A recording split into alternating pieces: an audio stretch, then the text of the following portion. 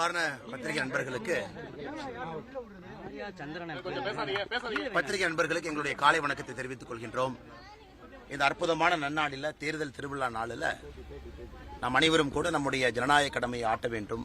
காரணம், இந்த ஜனநாயகத்தினுடைய வலிமை என்பது வாக்காளர் பெருமக்கள் மட்டும்தான். ஒரு வாக்காளர் பெருமகன் முடிவு செய்கின்றார்கள் இந்த நாடு எப்படி செல்ல வேண்டும், நல்லவர்கள் நம்மை ஆள வேண்டும். அதே நேரத்தில் ஆள்பவர்களுக்கும் நமக்கும் எப்பொழுதும் ஒரு தொப்புள் கொடி உறவு இருக்க வேண்டும். அதனால் சிந்தித்து எல்லோரும் வாக்களிப்போம். நான் என்னுடைய ஜனநாயக கடமையை ஆட்டியிருக்கின்றேன். என்னுடைய சொந்த ஊரில், தொட்டம்பட்டியில், பூத் இருக்கக்கூடிய ஊத்துப்பட்டியில் எல்லோரும் முன்னிலையிலும் வந்து என்னுடைய ஜனநாயக கடமையை ஆட்டியிருக்கின்றேன். அதே போல தமிழகம் முழுவதும் எல்லா அன்பு சொந்தங்களுக்கும் கூட வேண்டுகோள், எங்கே இருந்தாலும் கூட இன்னைக்கு சாயந்தரம் 7 மணிக்குள்ள உங்களுடைய வாக்கை நிச்சயமா நீங்க செலுத்துங்க. நல்ல ஒரு ஆட்சி கொண்டு வருவதற்கு உதவுங்கள், நல்லவர்களுக்கு வாக்களியுங்கள், ஒரு பெரிய மாற்றம் வருவதற்கு துணை நில்லுங்கள். நன்றி, வணக்கம். Because I can't speak anything else apart from this. அண்ணா வேற எனக்கு எந்த கேள்வி? கர்நாடகா துணை முதல்வர் வந்து காங்கிரஸ் ஆட்சி. அண்ணா நான் இன்னைக்கு பொலிட்டிக்கலா பேசக்கூடாதுண்ணே. நான் சாயந்தரம் 7 மணிக்கு மேல பேசுறேன். எனக்கு ஒரு சொன்னது நிறைய கோபம் இருக்கு. பட் நான் பேசினது வயலேஷன் ஆகும்.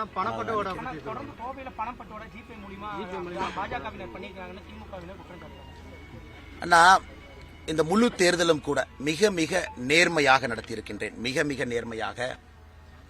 திராவிட முன்னேற்ற கழகத்தை பொறுத்தவரை உங்களுக்கு தெரியும், பணத்தை வைத்து கோவையை வென்று விடலாம் என்று கொண்டிருக்கின்றார்கள். ஒரு மனிதன் கோயம்புத்தூர் பாராளுமன்ற தொகுதிக்குள்ள ஒரு மனிதனுக்கு பாரதிய ஜனதா கட்சியில் யாராச்சும் ஒருத்தர் பணம் கொடுத்திருக்காங்கன்னு சொன்னாங்கன்னா அந்த நிமிஷம் அரசியல் விட்டு நான் வெளியேறிடுவேன். இது ஒரு தர்மத்தின் போராட்டம், ஒரு நியாயத்தின் போராட்டம். நின்று கொண்டிருக்கின்றேன் களத்தில். எல்லோரையும் எதிர்த்து நின்று கொண்டிருக்கின்றேன். அந்த ஈகோ சிஸ்டத்தை எதிர்த்து நின்று கொண்டிருக்கின்றேன். பணத்தை வைத்து கோயம்புத்தூர் மக்களை தமிழ்நாடு முழுவதுமே வாங்கிவிடலான்னு திராவிட முன்னேற்ற கழகம் வேறு கட்சிகள் நினைக்கிறாங்க. ஆனால் கோயம்புத்தூர் மக்கள் அதற்கு சரியான பதிலடி கொடுப்பாங்க, கரூரில் பதிலடி கொடுப்பாங்க. பண அரசியல் என்பது அது முடிஞ்சு போச்சுங்கண்ணா. இந்த எலெக்ஷன்ல இருந்து பண அரசியல் என்பது அவர்களுக்கே தெரிஞ்சிடும். அது வேலைக்கு ஆகாது. 5 ஆண்டுகளுக்கு ஒரு முறை தேர்தலுக்கு ஒரு நாள் முன்னாடி வந்து லைட் ஆஃப் பண்ணிட்டு பணம் கொடுத்தா ஓட்டு போடுவாங்கன்னு. ஆனால் நீங்க பாப்பீங்க, இந்த தேர்தலை முழு நேர்மையாக வெளிப்படையாக அறம் சார்ந்து நடத்தி இருக்கின்றோம். கோயம்புத்தூர்ல எல்லோருக்கும் தெரியும், இது ஒரு பெரிய வேள்வியாக எடுத்து நின்று கொண்டிருக்கின்றேன். அதனால Dravida Munnetra Kazhagam, intelligence, DGP, chief secretary, IAS officer, IPS officer யாராச்சும் ஒருத்தவங்களை இன்னைக்கு சாயந்தரம் 7 மணிக்குள்ள கொண்டு வந்து உங்க முன்னாடி பத்திரிகையாளர் முன்னாடி நிறுத்தி இவர்களுக்கு பாரதிய ஜனதா கட்சி பணம் கொடுக்க முயற்சித்தது, தொண்டர்களோ நானோ தலைவரோ பூத்துல யாரோ ஒருத்தர் சொல்லட்டும், அரசியலை விட்டு விலகி விடுகின்றேன். காரணம், இது ஒரு அறம் சார்ந்த வேள்வி எடுத்து உங்கள் முன்னால் நின்று கொண்டிருக்கின்றேன். இந்த அறம் ஜெயிக்க வேண்டும். அதனால் நிச்சயமாக மக்கள் நல்லவர்களுக்கு வாக்களிப்பார். எந்த மாற்று கருத்தும் இல்லை.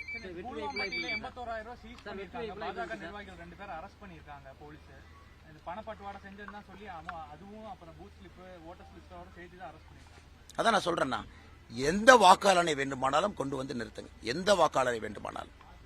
கடந்த 2 நாட்களாக கோயம்புத்தூரை பொறுத்த வரைக்கும் நீங்க பாக்குறீங்க, 300 கோடி, 500 கோடி, 700 கோடி, 1000 கோடி எல்லாம் போயிட்டு இருக்கு.